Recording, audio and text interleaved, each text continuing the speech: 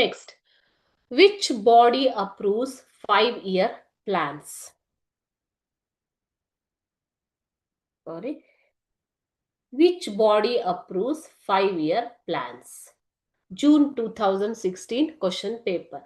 ಯಾವ ಒಂದು ಅಂಗವು 5-year plants, ಯಾವ ಒಂದು ಕೌನ್ಸಿಲ್ ಅಂದ್ರೆ ಸಮಿತಿಯು ಆ ಪಂಚವಾರ್ಷಿಕ ಯೋಜನೆಗಳನ್ನ ಒಪ್ಪಿಗೆ ನೀಡುತ್ತೆ ಅನ್ನು ಜಾರಿಗೊಳಿಸುವುದಕ್ಕೆ ಒಪ್ಪಿಗೆ ನೀಡುವ ಅಂಗ ಯಾವುದು, ಸರ್ಕಾರದ ಅಂಗ ಯಾವುದು ಅಥವಾ ಕೌನ್ಸಿಲ್ ಸಮಿತಿ ಯಾವುದು ಅಂತ ಕೇಳಿದ್ದಾರೆ. Answer is national development council. National development council ಅಂದ್ರೆ ರಾಷ್ಟ್ರೀಯ ಅಭಿವೃದ್ಧಿ ಕೌನ್ಸಿಲ್ ಅನ್ನ ಎಸ್ಟಾಬ್ಲಿಷ್ ಮಾಡಿರೋದು 1952ರಲ್ಲಿ.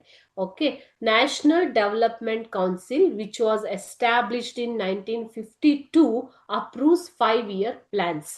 1952ರಲ್ಲಿ ಸ್ಥಾಪಿಸಲಾದ ರಾಷ್ಟ್ರೀಯ ಬೆಳವಣಿಗೆ ಕೌನ್ಸಿಲ್ ಅಂತ ಕರೀತಾರೆ. ಓಕೆ, ಇದನ್ನ 1952ರಲ್ಲಿ ಸ್ಥಾಪಿಸಲಾದಂತಹ ರಾಷ್ಟ್ರೀಯ ಅಭಿವೃದ್ಧಿ ಕೌನ್ಸಿಲ್ ಇದು ಪಂಚವಾರ್ಷಿಕ ಯೋಜನೆಗಳ ಜಾರಿಗೆ ಒಪ್ಪಿಗೆ ಸೂಚಿಸುವಂಥದ್ದು.